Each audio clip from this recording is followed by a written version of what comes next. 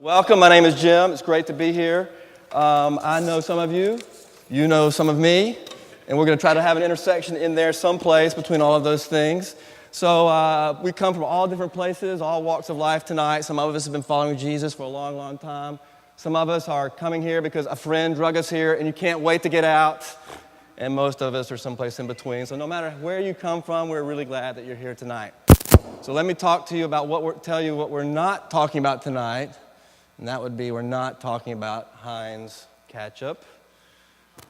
No. But I do love the song, the Carole King song, Anticipation. You might think we'd be talking about the Christmas season, right? Presents all over the place. Yes, my wife's favorite time of the year. We give gifts, we receive gifts, but no, we're not talking about the giving and receiving of presents, as wonderful as it is. And we're not even talking about the anticipation of receiving those presents. You might think we're talking about the birth of Jesus, the entrance of God into the world, God drawing near into this world, but no, we're not even talking about that tonight. We are, in fact, talking about the anticipation of the entrance of God into this world. As a matter of fact, that is exactly what Advent is about. It's not about the Christmas story. It's the anticipation and the expectation of that Christmas story. So we're in the middle of a series. This is week number 2, Surprised by a God Who Draws Near. And so my take tonight, as you might imagine, is how we might explore the underbelly of what I call surprise. And what I mean by that is this. Surprise involves something that's unusual, something that's unorthodox, something that is unexpected. And part of the idea is this, that when God enters into the dark places of our life, it's usually, frequently, oftentimes unusual, unorthodox, and unexpected. But embedded in the word unexpected is really the idea of unmet expectations.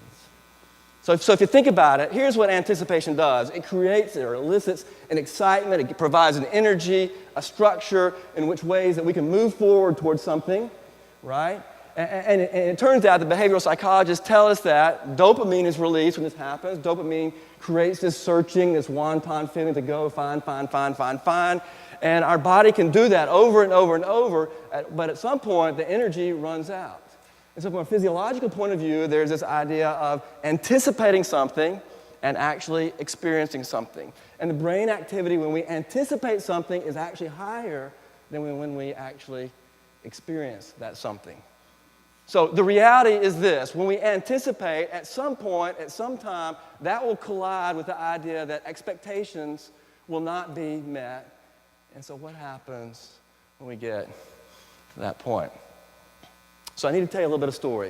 Thanksgiving, my family, back at my home, and I know it comes as a shock to many of you. I'm not from around here.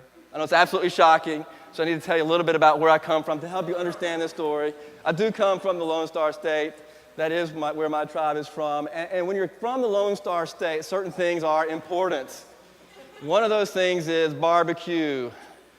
When you hear the word barbecue, some of you think, I got to deal with this. Something's popping around here. Thank you. You guys are going to go crazy if we don't deal with this.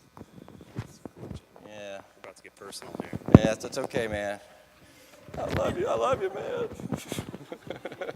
That'll help. Thank you. Okay, so barbecue is not hamburgers and hot dogs. That's what it's not. I know many of you think that it is. It's not pigs with vinegar sauce on it. No, it is beef brisket with a rub on it of some kind and a tomato-based sauce.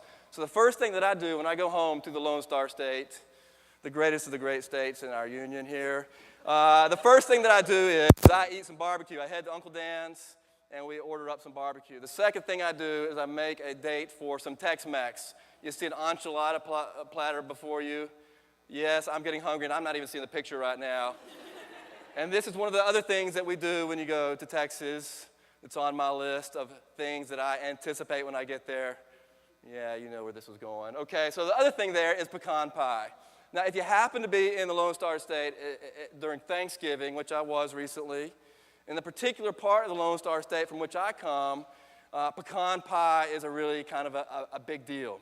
And so when you eat Thanksgiving dinner, yes, we have turkey. Yes, we have string beans that have all this stuff on them. Yes, we have mashed potatoes that are squished up with marshmallows on them. But we have to have pecan pie. That is a necessary event. Now, this particular Thanksgiving, I go home. These things are important to me, right? So I make arrangements. The night I arrive, our flight gets in at 3. By 6 o'clock, we're eating barbecue. I arrange to meet with a friend on Friday so I can have the Tex-Mex as we should. And then we have to make sure that on Thursday of Thanksgiving, dinner starts at 2. It must include pecan pie because at 3:30 Central Time, the Dallas Cowboys come on the boob tube. And we must be planted in front of the TV so the tryptophan can kick in a nice, relaxing position, and we can consume the Cowboys with a little bit of rest there. That is a very important thing in the part of the state that I come from. Now, I must confess that not all of my family shares this sense of value to watching the Dallas Cowboys. So we're sitting, which is why we must make sure that dinner starts at 2 to be done by 3:30. So I get to the dinner table. Dinner starts at 2. We're tracking right. We're headed in the right direction. And then 2/3 of the way through the dinner, my dad says, well, you know, Monty's coming at 3:30. I go, who is Monty? And why is he coming at 3:30? Because that's a very important time on this day, right? I have this anticipation set up that doesn't seem to be, my expectations don't seem to be getting met. Well, it turns out that Monty plays ragtime piano. I must confess, me of shallow musical taste, I want a little bit of Stevie Ray Vaughan and Down from Austin if I can have it, right? I want a little classic rock from the 70s if I can have it. Ragtime piano is not particularly high because I'm so shallow on my list of things that I want to hear at 3:30 on Thanksgiving Day when the Dallas Cowboys are supposed to be playing. So the wheels start churning in my head. The females in our house happen to have cooked dinner, my wife and my 3 sisters. And by the way, that's a very good thing because if the males would have cooked it, it would have been a disaster. But they cooked it. So the males, since we don't cook, we have to clean up. So I do the socially acceptable thing. At 3:30, I'm going to wash the dishes. That gets me out of Monty with ragtime piano. This is particularly what it does. And so when the dinner is over, the first thing I do is I rush to the kitchen to make sure I have a dish in hand. The water's up and going into the sink, and we have the sink where the good stuff can go, the soapy stuff. We have the sink where we clean with. And I start doing that. Now, I have fortuitously positioned myself in front of a pass-through window that heads into our living room where you can see the TV. And of course, I made sure the TV was on, turned down just low enough that we would not disturb Monty playing ragtime in the next room. And I used the energy of my anticipation, of my expectations to the Cowboys to find a little workaround to make that thing happen. Now, the unfortunate news is this. The first 3 possessions of that particular game, maybe the first 4 or 5 as a matter of fact, the Eagles scored, and the Cowboys did not. And so it really was over pretty quickly. And so my expectations of a good game with the tryptophan kicking in did not happen. So I made my way into the living room where Monty was playing ragtime because I had nothing else to do. And what I discovered in this place was it was actually pretty good. He was actually really good. And my daughter is up just dancing around with all of her cousins. This joy that was going on. And I realized I had missed every blooming minute of that little experience. And then the tryptophan did kick in. And 2 minutes later, I was out like a light on the floor. And I did enjoy that very much. So where we're headed with this is our thesis here, is that when we anticipate things, that can provide an energy and a focus and a power to get a lot of things done. And these expectations, this anticipation may come from a lot of great places. It may come from a sense of calling from God. It may come from our parents. It may come from a significant relationship that we had. It may come from simply the world around us. But when it collides with expectations that aren't met, something has to give. And if it doesn't give, we find ourselves in this particular position where we may in fact miss the surprising things that God wants to do when he draws near in unusual, unorthodox, and unexpected ways.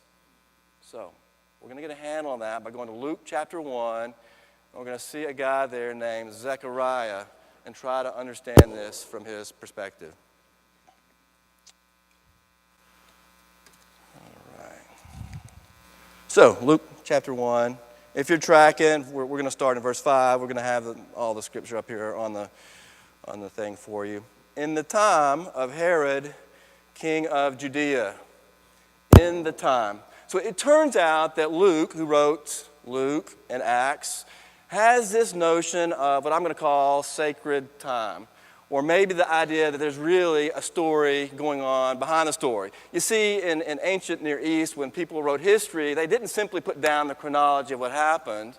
They wanted to interpret it and try to understand it and find the value, find the meaning. And if you are a particular God follower, then you wanted to know what was God doing in this moment. So when Luke writes, and you're going to see this in several places in this passage, in this time, that is a clue that there is a story going on behind the story. So what do we need to get out of this? The first thing is in the time of Herod, king of Judea. So the history of the Israelites is that God gives Abraham, our friend here, a promise back in the day. That promise involved to be a great nation. That involved a place. That involved a people. That involved an influence, a wide influence to all of the nations. And in fact, that came to be over many centuries and culminated, or the pinnacle of that was with King David. Now, after that, a long, slow decline happens. King after king, person after person. Eventually, there's a civil war. Israel splits into two. Eventually, the Babylonians take over. Eventually, somebody else comes and takes over, and then somebody else, and then somebody else, and then somebody else. And finally, in the day of Herod, king of Judea, the Romans are in charge. And so Israel has a huge public problem. They aren't able to worship in the way that they want to. There is corruption in the leadership. There is oppression in the leadership. So there's a big public problem. We read on. There was a priest named Zechariah who belonged to the priestly division of Abijah. His wife Elizabeth was also a descendant of Aaron. Both of them were righteous in the sight of God, observing all the Lord's commands and decrees blamelessly. So we see that both Elizabeth and Aaron come from a priestly lineage. They're living exemplary lives. They're doing everything right that they should be doing in terms of following God here. But they had one small problem. But they were childless because Elizabeth was not able to conceive, and they were both very old. So you see, there is a public problem with Israel. Lots of public problems have been going on for 400 years, and as a matter of fact, there wasn't any evident activity, at least that we have a record of God working during those 400 years. Whether he was working or not, that's another question, but it wasn't evident to the people at that time for 400 years for their public problem. And then for 10 years, 20 years, 30 years, 50 years, 60 years, 80 years, we don't know, there was the private pain of Elizabeth and Zechariah. This expectation that Israel would be a great nation on the one hand, and then on the other hand, this personal expectation that God would give them a child held so many implications, and these anticipations that elicited these expectations simply were not being met. I don't know about you. I think about this. I think about how might this play out in the world around us. For example, we can think of Staten Island. We can think of Ferguson. We can think of Newtown. We can think of Katrina. We can think of 9/11. We can think of Cleveland, Texas. We can think of all sorts of things that are happening in this world. And no matter what we think about the cause or the response to that, we all have this sense of something simply is not right, and our anticipation that it should be made right is being unmet at this moment. On a personal level, maybe our psyche, our soul says, it's time to get married right now.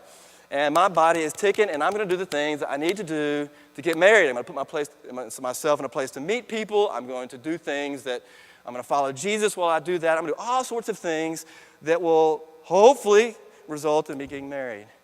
But unfortunately, other people don't cooperate in that endeavor, and so we have these expectations that are set up that are unmet. Then, of course, you might actually get married. For those of you who are married, you know enough about this, so let me just be explicit here. When you get married, three things happen. One, you find that you're not the person you thought you were. Two, you find your spouse is not the person that you thought he was or she was. And three, you find out that marriage is not exactly what you thought it was either. You have these anticipations, these expectations for how it's supposed to go, and it simply doesn't go that way. Or maybe you find yourself in a job, and all of a sudden the job description gets rewritten in such a way that you go, I didn't sign up exactly for this particular job. What do I do right now? There's all sorts of ways that we can think about this. So what I like to do is to continue to explore Zechariah and see if there's things that might enable us to deal with anticipations that lead to unmet expectations. In fact, verse 8, once when Zechariah's division was on duty, he was serving as a priest before God. He was chosen by lot. There were 18,000 priests about at that time, because once you were a priest, your children became priests as well, became priests as well, became priests as well. So there were a lot of priests running around. In fact, there were so many priests running around, they had to take turns doing the priestly duties. And the way they decided who was on duty that day was they rolled the dice. They threw a lot, and it just so happened that Zechariah was chosen. This was literally a once-in-a-lifetime opportunity for Zechariah. He was serving as a priest before God. He was chosen by lot. And according to the custom of the priesthood, he was to go into the temple of the Lord and burn incense.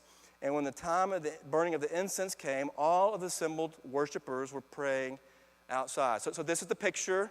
You go over to where the hot coals are, you gather the hot coals, you place them here, and while everybody outside is confessing your sins, as the priest for the day, you're the intermediary before God, you are, on behalf of the people that are confessing the sins behind you outside the walls, you're going to ask God for forgiveness by throwing a handful of incense on the coals, and then it rises up, this aroma rises up as a metaphor for prayer. That was the deal. What happens in this moment? God somehow chooses this very moment to deal with both the public problems of Israel and the personal pain of Zechariah. In this single moment, he decides after 400 years, after 80 years, however long it's taken to show up and to begin to draw near to both the public Israel and the private Zechariah and Elizabeth. Then an angel of the Lord appeared to him, standing at the right side of the altar of incense. And so I'm going to go ahead and light this thing and drop a few matches while I do that, just as a sense that we acknowledge after a long, long time, the light of God begins to enter this place. When Zechariah saw him, he was startled and gripped with fear, but the angel said to him, "Do not be afraid, Zechariah. Your prayer has been answered." Now, we don't know if this is the public prayer on behalf of the nation of Israel or it was the private prayer to say, "God, please give me a child." We don't know that. But the angel said, "Do not be afraid, Zechariah. Your prayer has been answered. Your wife, Elizabeth, will bear to you a son." Now, if I'm Zechariah, I'm going, okay now. I've got a son coming away. A girl would have been okay, but a son to carry on my name, I'm with that. The next thing it says is, you're to call him John. Oh, God, I kind of like the idea of naming him after myself, but I can live with John. If I get a son, I'm down with that. We'll go with that, okay? And he will be a joy to you. You better believe he will be. We've been waiting long enough. And a delight to you, and many will rejoice because of his birth. Well, that's kind of cool. My boy is going to have a little bit of influence beyond just my family. He's going to make other people happy. That is really cool, right? We go past that. For he will be great in the sight of the Lord. Now, that's what I'm talking about. I'm a priest. I want my kids to be great in the sight of the Lord. Of course, this is exactly what I'm hoping for. He is never to take wine or other fermented drink, for he will be filled with the Holy Spirit even before he is born. That is, he's going to be a Nazirite, a super priest, in other words. And if I am Zechariah, I'm going, yes, Lord, keep it coming now. Bring it on. He will bring back the people of Israel to the Lord their God, and he will go on before the Lord in the spirit and power of Elijah. Oh my gosh, God, Elijah, the most powerful prophet in the Old Testament, that's going to be my boy, right? Of course, Zechariah is stoked. He's excited about this. And it keeps on, it just keeps on coming. Here we're going to turn the hearts of the parents to their children and the disobedient and to the wisdom of the righteous to make ready a people prepared for the Lord. My gosh, Lord, lay me down now because this is what I've been hoping for. You can expect this, right? And that is exactly how Zechariah responded. Actually, he didn't. Zechariah asked the angel, "How can I be sure of this?" We're old. A pretty reasonable point of view. We're old. I don't get it, God. I don't get the fact that, Gabriel's here, this angel's here, these cool promises are happening. I don't get it. I want to be sure. I want to know. I want to know deep down in my bones that I'm not going to be disappointed yet once again. Because this is what happens when you're disappointed over and over and over and over again. It settles into your soul like a slow, sleeting rain when it's 35 degrees outside and you just want to be warm. And you're not sure if God can make you warm or not. I think this picture of Zechariah and Elizabeth, who've lived an exemplary life, but yet there's some baggage there. I get that. I understand that. And I have a feeling that most of us have this sense that, yes, there's pieces of my life that follow Jesus or do the right thing in ways that are appropriate, and there's pieces of my life where there's some darkness there. There's something that doesn't allow us to engage the things of God in ways that we would like to. The last time I spoke before you all was last spring, Good Friday service, and I told the story of my wife and I's struggle for 10 years with infertility. And I won't go through all the details again, except to give you 2 or 3 things that might relate. We were in a similar position, right? We were trying to do the right thing. We were involved in helping people come to know Jesus, involved in a young adult ministry at the church that we're in. And then month after month, just like a ticking clock, Anne's body would say, hey, it's time. And we would gear up and we would do the things you need to do, and it just didn't happen, right? We spent a lot of money going to doctors, getting some meds, trying to make that thing happen, and it didn't happen.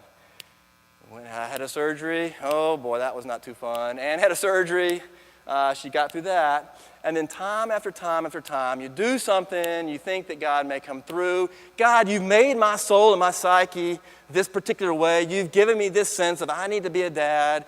Where is the child that you give that we long for? And it just didn't happen. And I find myself, much like Zechariah, really, really, really wrestling with this idea of, what does hope mean? What does that look like? I'm hoping for this thing to happen.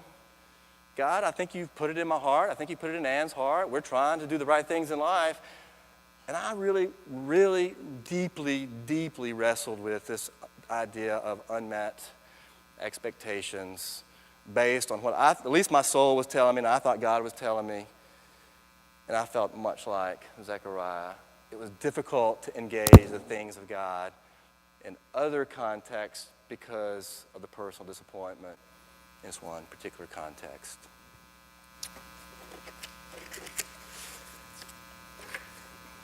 But Gabriel responds.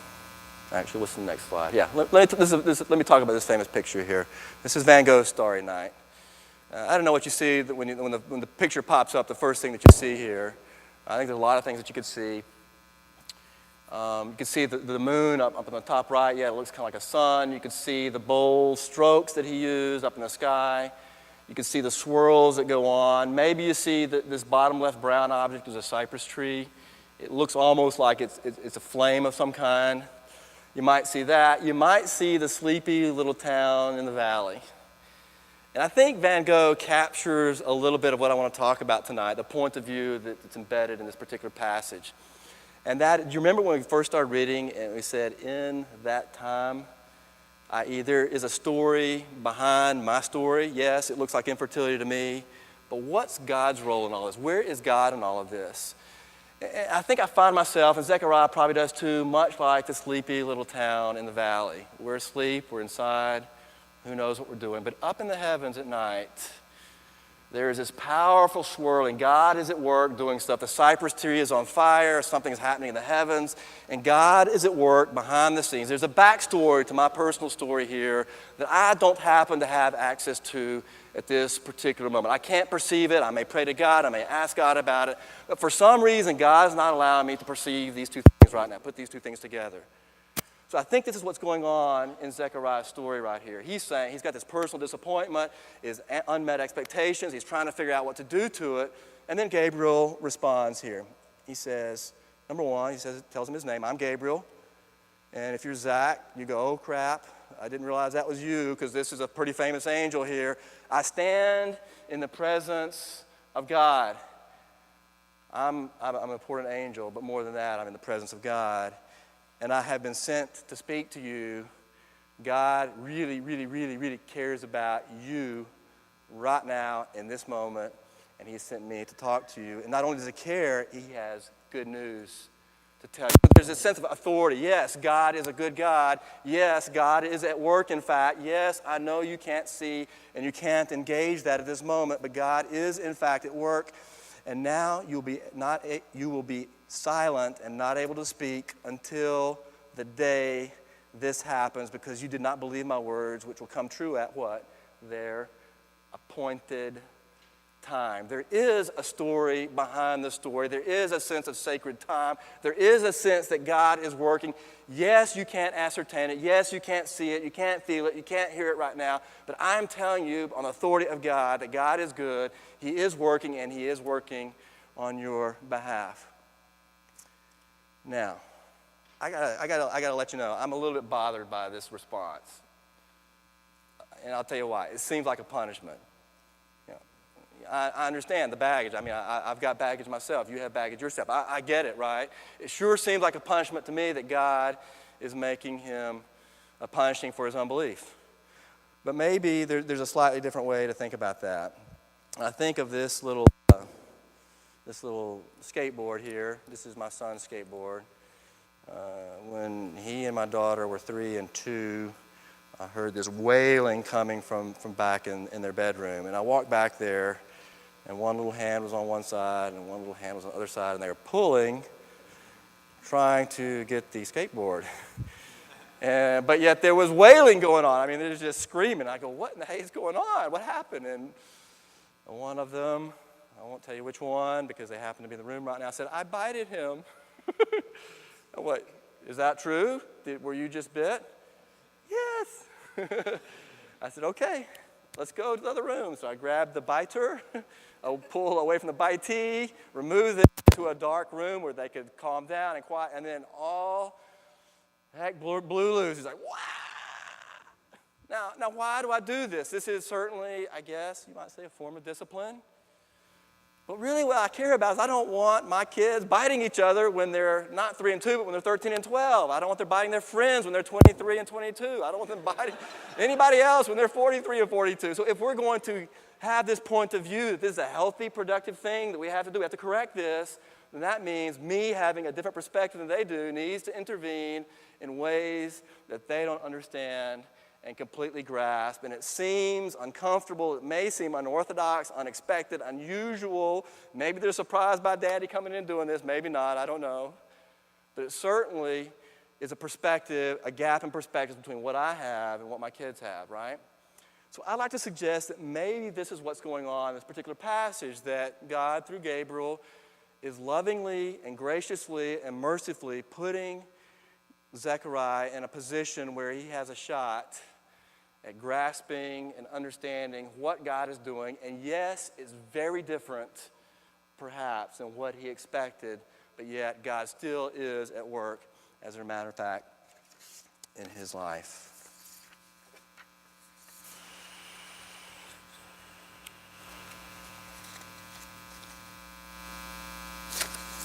So, one other point of view on this particular thing that might help.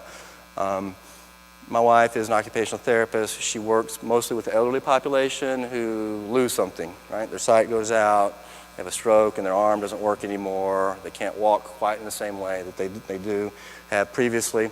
And I think if you talk to her, one of the things that she will tell you is that when this happens, you have to learn how to function in life differently. And frequently what happens is when you lose one sense, another sense is heightened in order to compensate for these deficits. And so, for example, if your sight goes out, you begin to hear things differently. And so what happens when you are set in a disruptive situation, as Zechariah is clearly right now, when things are disrupted, either by his own baggage or God entering his life, we have this opportunity to perceive God differently. We have this opportunity to perceive ourselves differently. We have this opportunity to perceive the world around us differently that exists. So the question is, are we going to be able to make that transition, or are we going to still continue to anticipate? Dopamine kicks in, dopamine runs out, and we collapse. Or are we going to be able to make a transition to be able to see and value things differently? So I mentioned to you my struggle with what does hope look like. And one of the things that over a long period of time, 2, 3, 4 years probably, I began to transition to, for me, hope meant not getting a son or a daughter, which clearly we did eventually. But it means that God draws near and I can engage him in ways that were simply impossible before that. Because I had this different perspective. Yes, it was generated by personal disappointment. Yes, it was generated by unmet expectations. But that very thing opened up some sight lines, some audio lines to be able to engage God and the world around me in different ways. Meanwhile, the people were waiting for Zechariah, wondering why he stayed so long in the temple. When he came out, he could not speak to them. They realized he had seen a vision in the temple, but he kept making signs to them, but remained unable to speak. Fast forward 10 months probably. We're going to go to verse 57. When it was time, the appointed time, as a matter of fact, for Elizabeth to have her baby, she gave birth to her son. Her neighbors and relatives heard that the Lord had shown her great mercy, and they shared her joy. Now, there is a really subtle thing contained in this verse. If you go back to the prophecy when Gabriel showed up, he said, you're going to have a son, you're going to name him John, you're going to have delight and joy, and the people around him will have great joy. And this, he has just come out of the chute right now. And what's happening, this prophecy is already beginning to be fulfilled in their presence. Luke is sneaking in there that yes, God will do in the small little ways the things that he said he will do. There is a story behind the story. Gabriel said God is a good God. God is at work, and God is at work on your behalf, as a matter of fact. And Luke is simply reminding of this in a very small way. On the 8th day, they came to circumcise a child, and they were going to name him after his father Zechariah. But his mother spoke up and said, nope, he's going to be called John. And they said, there's no one amongst your relatives who has that name. As a matter of fact, that's the Jewish custom. You name your children after somebody in your family. John apparently was nobody in their family. Then they made signs to his father to find out what he would like to name the child. He asked for a writing tablet, and to everyone's astonishment, he wrote, his name is John. In a 10-month period, unable to grasp and to engage what God had for him, God puts him in a place where he can't talk, maybe he can't hear, maybe he can't see. In some way, it's a very disruptive position, and he somehow has allowed God to interface with him, and some transformation has happened. And here, in this particular position, he's able to engage God. Immediately, his mouth was opened, and his tongue set free, and he began to speak, praising God. All the neighbors were filled with awe, and throughout the hill country of Judea, people were talking about all of these things. Everyone who heard this wonderful things said, what then is this child going to be? For the Lord's hand was with him. So there is a response. A promise happens, expectations happen, eventually it gets fulfilled. Then we see Zechariah respond, but he responds in a particularly unique way, one that shows two things, a very different perspective, and two, he does it in a way that has influence on the people around him. See, the people around him begin to ask this question, what then is this child going to be? They begin to ask, what's the story behind the story here? He goes on, begins to sing this amazing song. I'll just read the first and the last of it. Praise be to the Lord, the God of Israel, because he has come to his people and he's redeemed them. He has raised up a horn of salvation for us in the house of his servant David. You remember the public problems of Israel?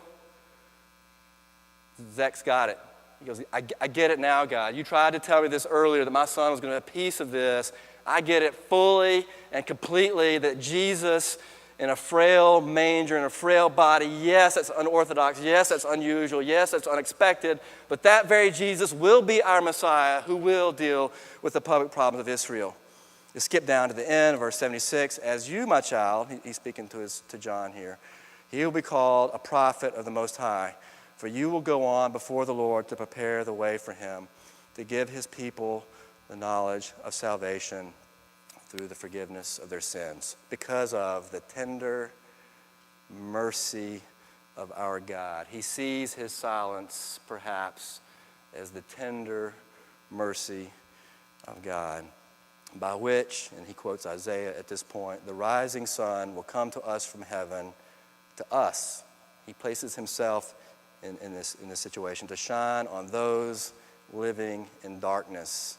He's saying, God, I know that I live in darkness. Your sun has mercifully shined on me, and in the shadow of death, to guide our feet into the path of peace. Okay, what do we do with all this? I need to tell you a little bit about, I'm trying not to move, by the way, very much, a little bit about one of our stories during the midst of this infertility. 9 years ago on Christmas Eve, 2005, we're 9 years into our infertility, and I'm really doing a little WWF, a little wrestling with God on what's this all about. And so I'm sitting in a Christmas Eve service, and the Michael W. Smith song, Agnus Dei, pops up in this worship service. And I've got some little lyrics up here. You're next. This is how the song's written. On the slide and we're singing the song, right? But on the slide that pops up, which is next, this is how they're articulated. Yeah, there's a question there. Holy, holy, are you Lord God Almighty? And it was like somebody had taken a sledgehammer and hit me. And I didn't, in that moment, know how to answer that question.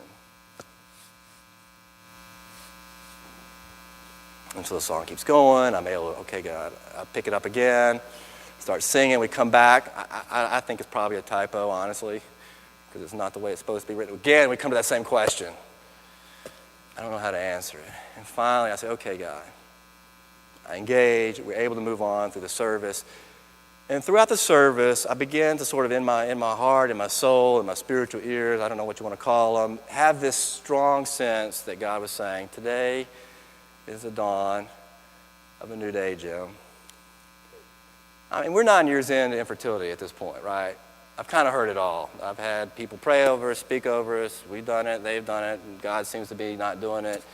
I'm kind of used to this thing of, okay, maybe it's this time. And I was really struggling to engage it. So I wrote this in my journal. I said, I think the meaning of Christmas is more real to me than ever before. God gives himself to a world in darkness. I believe Jesus has given himself to me and Anne in the midst of our darkness. We see the light of Christ, but it's still relatively far off. Our world is illuminated, but in shades of gray. I desire a colorful world, but now only see in monochrome. As we sit here, I'm struck by the thought, today is the dawning of a new day in our life. Jesus, please enter my heart again. I wrote that down. I didn't want to even write it down, right? I'm just sick of being disappointed. And really, honestly, not much happened. A couple months later, I had an important conversation with a friend of mine. I thought, well, maybe that's God's way of dealing with it. An unexpected way, but not the way I really want, you know. And 8.5 months later, we're sitting in our adoption caseworker's office, and she said, hey, a healthy Hispanic boy who's been born up in the town of Frisco, which was 2 hours from where we were living at the time, and he's yours if you want him. Like, holy guacamole. And so we said yes. That's obvious now. We said yes. We go on. It's this just transformational thing. For the longest time, I was not sure if God had given us James or not because of my disappointment over and over and over again. I knew that it had happened. I was so incredibly grateful that it had happened, but why did it happen? Seeing the story behind the story was still very difficult for me to engage. So we were preparing to have a little baby dedication where the family comes in town, friends come over, you do all that. I was looking back through my journal and I went, well, wait a minute. December 24th to August 18th is 8.5 months. James was born 2 weeks early.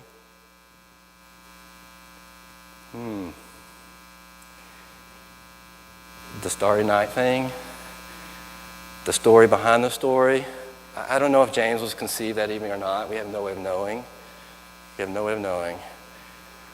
But God was at work behind the scenes, ready to engage me in an unusual, unexpected, unorthodox way that I had never anticipated in all of my life.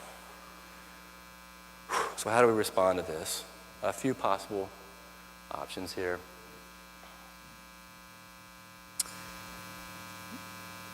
I'm going to list 4 or 5 here. Maybe, just maybe, God is at work beyond our perceptions, and we should embrace that. Maybe we need to embrace the fact that, yes, God is a good God. He does have good news for us. And I'd like to appropriate Gabriel's statement. Gabriel said, I stand in the presence of God, but I'm going to say this. Go ahead, next one. ECV stands in the presence of God.